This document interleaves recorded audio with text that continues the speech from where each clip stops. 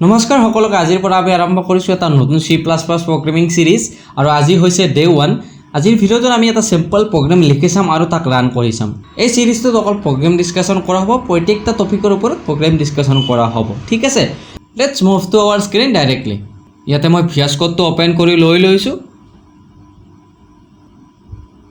so বৰ্তমান ইয়াতে একো ফোল্ডাৰ ওপেন হৈ নাই সো ফাৰ্স্ট অফ অল এটা আমাৰ ফোল্ডাৰৰ প্ৰয়োজন হ'ব য'ত আমি প্ৰগ্ৰাম বিলাক ষ্ট'ৰ কৰি থৈ দিম সো আমি ফাৰ্স্ট অফ অল ডেস্কটপত আহিম ডেস্কটপত আহি এটা ফোল্ডাৰ ক্ৰিয়েট কৰি লৈলো ফোল্ডাৰটোৰ নাম দিলো সাপোজ আমি C++ সো এই ফোল্ডাৰটো আমি ক্ৰিয়েট কৰি লৈলো এগেইন আমি VS কোডত যাম VS কোডত যাই পেলাই ফাইল অপচনটোত যাই ওপেন ফোল্ডাৰ বুলি ক্লিক কৰি যেহেতু মই এটা বৰ্তমান ডেস্কটপত ফোল্ডাৰটো বনাই থৈছো ডেস্কটপত যাম ইয়াতে মই দেখাই পাইছো C++ ফোল্ডাৰটো যেটো তোমালোকে কেতিয়াবা দেখা নাপাবও পাৰা ইয়াতে তোমালোকে সাৰ্চ কৰিবা সাপোজ C++ বুলি থৈ দিছো ইয়াতে C++ বুলি সাৰ্চ কৰাৰ লগে লগে ইয়াতে শো কৰাইছে তো এই ফোল্ডাৰটো সিলেক্ট কৰিলা সিলেক্ট কৰাৰ লগে লগে এই ফোল্ডাৰটো VS কোডত ওপেন হৈ যাব এইবিলাক তোমালোকে কাটি দিব পাৰিবা এইবিলাক ইগনোৰ কৰিলেও কথা নাই এইবিলাক একোটা ইম্পৰ্টেন্ট নহয় এইখিনি তোমালোকে কাটি দিব পাৰা সো এই আমাৰ ফোল্ডাৰটো VS কোডত ওপেন হৈ গল সাপোজ এতিয়া মই কি কৰিছো যেহেতু মই কলো এটা সিম্পল প্ৰগ্ৰাম এটা লিখিছাম আৰু তাক ৰান কৰি চাম সো প্ৰগ্ৰাম এটা লিখাৰ কাৰণে এটা আমাক কি লাগিব ফাইল লাগিব সাপোজ মই ফাইলটোৰ নামটো দিছো p1.cpp .cpp টো কি .cpp টো হৈছে এক্সটেনশন যাতে এই প্ৰগ্ৰামটো C++ ৰ বুলি গম পায় সেইকাৰণে এইটো এটা এক্সটেনশন সেইকাৰণে আমাক C++ লিখাৰ কাৰণে এটা যেতিয়া আমি প্ৰগ্ৰাম লিখিম এটা আমাক এক্সটেনশন লাগে সেইটো হৈছে .cpp যেনে গানৰ থাকে .mp3 ভিডিওৰ কাৰণে .mp4 টেক্সট ফাইলৰ কাৰণে .txt তেনেকে C++ প্ৰগ্ৰামৰ কাৰণে আমাৰ এক্সটেনশনটো হৈছে .cpp ঠিক আছে সাপোজ ইয়াতে মই এটা ডকুমেন্টেশন বনাইছো সাপোজ ডে 1 বুলি আৰু সাপোজ আমি ইয়াতে প্ৰিন্ট কৰিব লাগে হেলো ওয়াৰ্ল্ড এই স্টেটমেন্টটো আমি প্ৰিন্ট কৰিব লাগে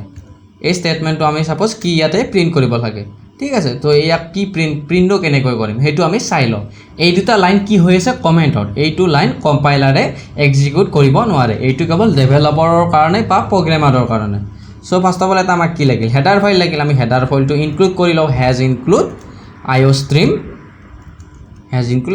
বুলি আমি হেডাৰ ফাইলটো ইনক্লুড কৰি ললো যিয়ে কি কৰে আমাৰ ইনপুট আউটপুটৰ যিবিলাক আমি অবজেক্ট ইউজ কৰিম হেবিলাক অলৰেডি ইয়াত কি হৈ থাকে ডিক্লেয়াৰ হৈ থাকে লগতে এটা আমাক কি স্ট্যান্ডাৰ্ড নেমস্পেস লাগে সাপোজ ইয়াতে মই ইনক্লুড কৰি দিছো ইউজিং নেমস্পেস std ঠিক আছে এইটো মই ইনক্লুড কৰি দিছো লগতে আমাক কি লাগিব এটা মেইন ফাংচন লাগিব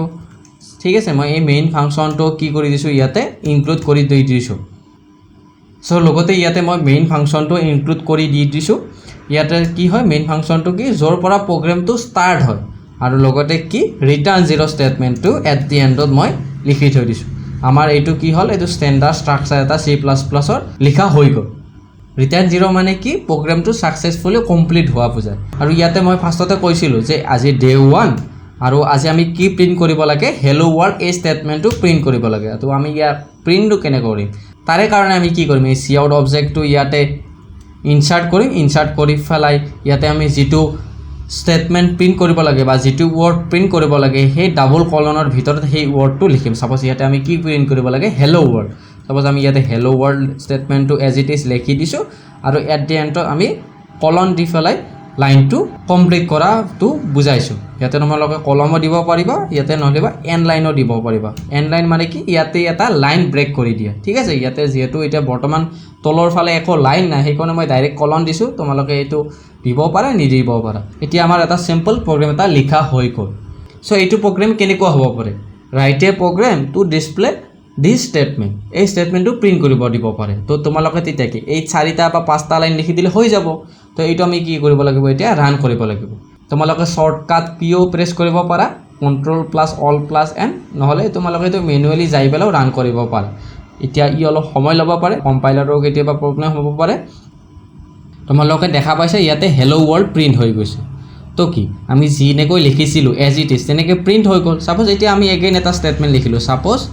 cout hello I am from Assam and I am a student suppose এই লাইনটো আমি কি কৰিব লাগে প্ৰিন্ট কৰিব লাগে তো যেহেতু মই এটা এন লাইন দি থৈ দিছিলো এই এন লাইনটো কি কৰিব এই লাইনটো এই হেলো ওয়াৰ্ল্ডৰ তলত এই লাইনটো তোমাৰ এই লাইনটো আমাৰ হেল্ল' ৱৰ্ল্ডৰ তলত প্ৰিণ্ট কৰাব সাপোজ এইটো যদি আমি এগেইন ৰান কৰোঁ hello' world hello' I am from Assam and I M a student ঠিক আছে এইটো এনেকৈ প্ৰিণ্ট হৈ যাব সাপোজ এতিয়া মই যদি এন লাইনটো নিদিওঁ ইয়াতে ডাইৰেক্ট কলন দি দিওঁ এতিয়া যেতিয়া আমি ৰান কৰিম সেই একেলগে সেই হেল্ল' ৱৰ্ল্ড আৰু আই এম ফ্ৰম আছামটো একেলগে প্ৰিণ্ট হৈ যাব তোমালোকে দেখা পাইছা তো সেইকাৰণে আমাক এন লাইনটো দিয়া হয় যাতে এটা লাইন ব্ৰেক কৰা বুজাই সেইটোৱে এন লাইনৰ কাম তো আজিলৈকে এইখিনিয়ে যদি ভিডিঅ'টো ভাল লাগিছে লাইক কমেণ্ট এণ্ড ছাবস্ক্ৰাইব কৰিবলৈ নাপাহৰিবা ধন্যবাদ